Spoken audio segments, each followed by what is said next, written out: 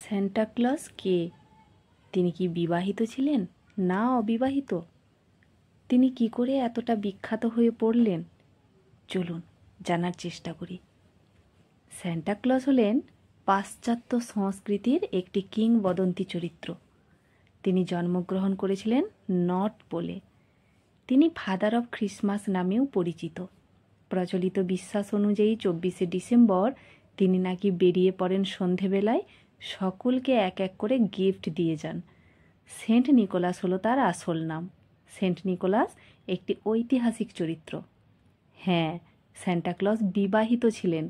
Mrs clause তার স্ত্রী ছিলেন। তিনি কি করে এতটা বিখ্যাত হয়ে পড়লেন? আসলে প্রকৃত সেন্ট নিকোলাসের জীবন যদি আমরা দেখি, তিনি অত্যন্ত গরিব, দুঃখী, আর্ত, পিপাসার্ত, ক্ষুধার্ত এই সমস্ত মানুষের জন্য সারা জীবন কাজ করেছেন নীরবে।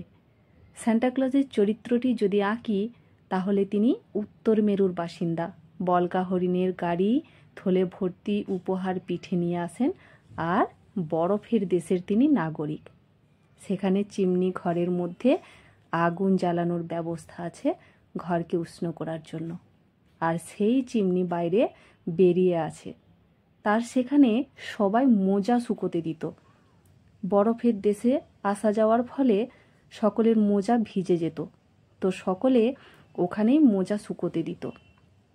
আর সেই সময় তিনি সেই মোজার ভিতরে উপহার লুকিয়ে রেখে যেতেন। গোপনে সবটাই করতেন যাতে না কেউ জানতে পারে। সেই সময় কেউ একজন তার ছবিটি দেখে ফেলে। সেখানে যে মূর্তিটি আঁকা হয়, সেন্ট নিকোলাস অর্থাৎ সান্টা ক্লজের গাল ভর্তি দাড়ি যেটা দেখা যায়, সেটা নেই। আছে আল খাল্লা পরিহিত একটি বিশপের চরিত্র। শোনা যায় সান্টা ক্লজের যে দাড়ি, ভুঁড়ি, গোঁফ বা চশমা লাগানো হয়েছে তা কেবলই সাজানো একটি চিত্র। আর উপহারগুলি দিতেন বিশেষ করে ছোটদের। 1881 সালের বিখ্যাত কার্টুনিস্ট থমাস নাস্ট একটি ছবি আঁকলেন, ক্লজের চিত্র আঁকলেন। সেই চিত্রটাই সান্টা ক্লজের বর্তমান রূপ দান করল এবং তৎপরবর্তী কানাডা, যুক্তরাষ্ট্র এই সব জায়গাগুলোতে আস্তে আস্তে সান্টা ক্লজকে নিয়ে গান লেখা হলো, সিনেমা তৈরি হলো, নানাবিধ কল্পকাহিনী সংযোজন করে দেওয়া হলো এই সান্টা ক্লজকে নিয়ে। আর আমরা সেইগুলো আনন্দের সাথে এখন উপভোগ করছি। বাচ্চাদের তিনি দুটো ভাগে ভাগ করেন, ছেলে ভোলানো গল্প।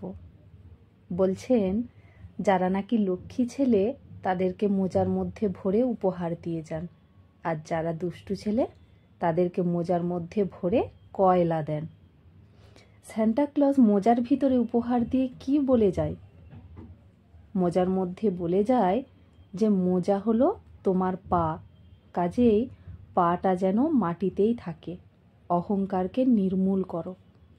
চকলেট, মিষ্টি উপহার দেয়, কেননা মিষ্টি মুখ করে সর্বদা মিষ্টি ব্যবহার করার জন্য।